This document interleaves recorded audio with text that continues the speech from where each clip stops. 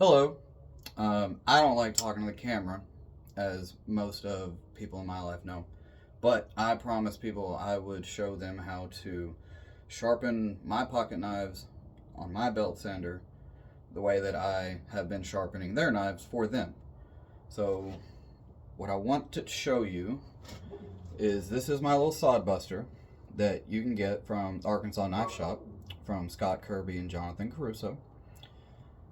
And the factory edge on these are good, but I wanted something with a little bit more of a convex edge.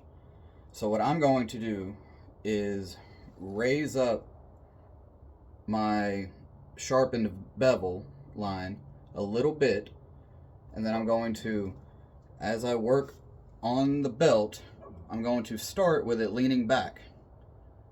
Then as I do more and more passes, I'm going to raise it up like this. I'm going to start here and eventually raise this way, depending on the amount of passes. What that's going to do is it's going to take from a V shape to more of an apple seed shape. For the amount of times that I use this knife, which is a lot, to cut things, I want it to last longer. So, I'm going to show you how I do that. I run the belt fairly slow, about 2.5 out of 10. I'm going to bring it down here, right where the belt meets the first roller.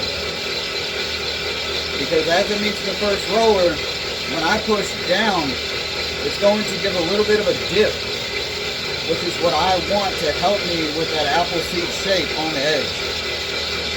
So as I go from here to here, I'm going to work down these 2 or 3 inches towards the roller. I'm going to start in the middle. As Terry Wright said, you always start in the middle, so you don't mess things up. I'm going to lean it back a little bit, slowly press. I'm going to bring the front end up, the tip up, so I can make sure I don't mess anything up at the sharpening coil.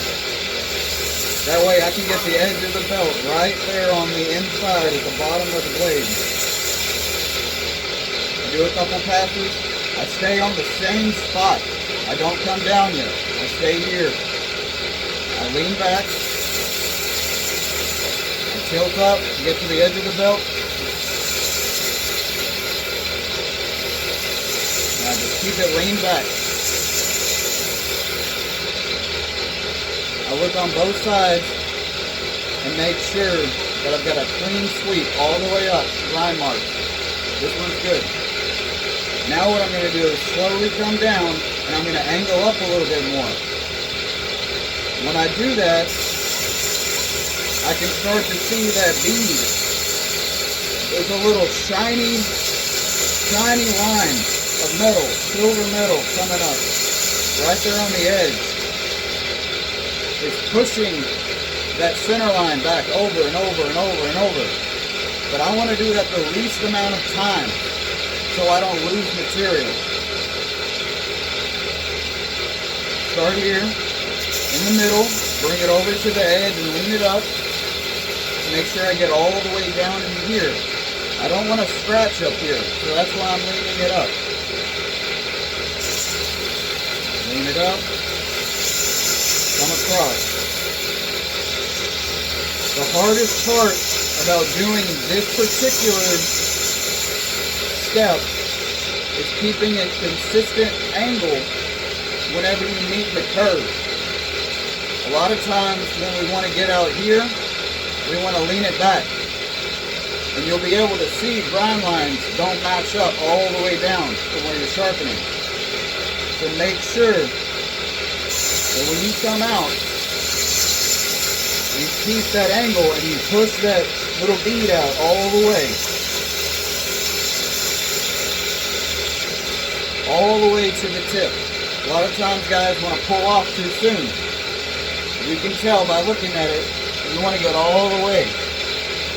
So now I'll do the other side, and I already saw that bead come over. Now all I'm going to do is come on and do the same thing on this side. I'm angled up. There's the bead. It's smooth, it's consistent, all the way to the tip.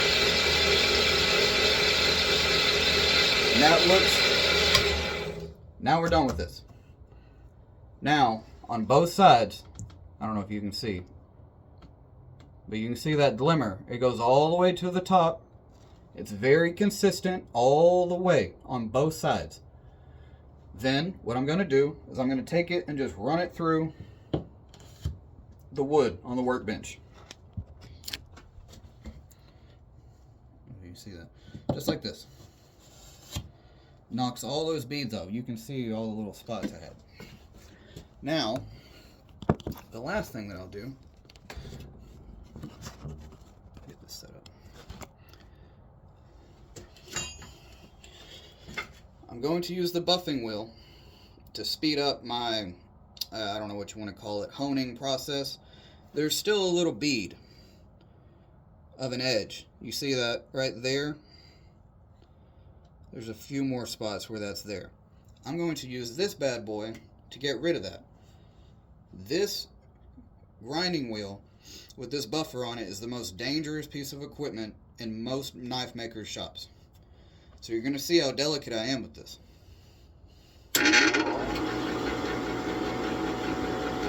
I'm not going to go into it real hard. I'm just going to try to barely touch. Start in the middle, come back to the edge.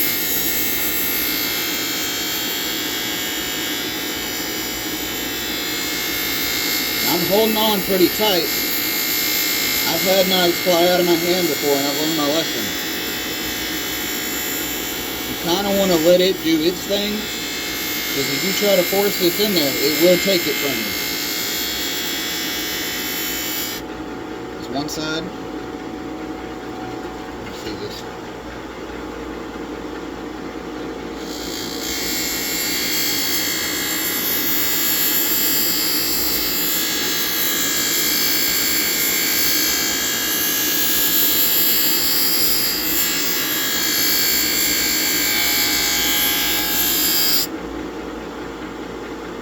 Okay,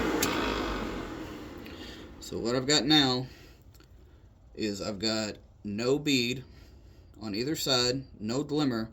You can actually stare down the edge, and if you see reflection coming off of your edge, that means it's not sharp. That means there is a flat spot. You can hear. So that's pretty sharp. Now, if I did everything right, this is what should happen.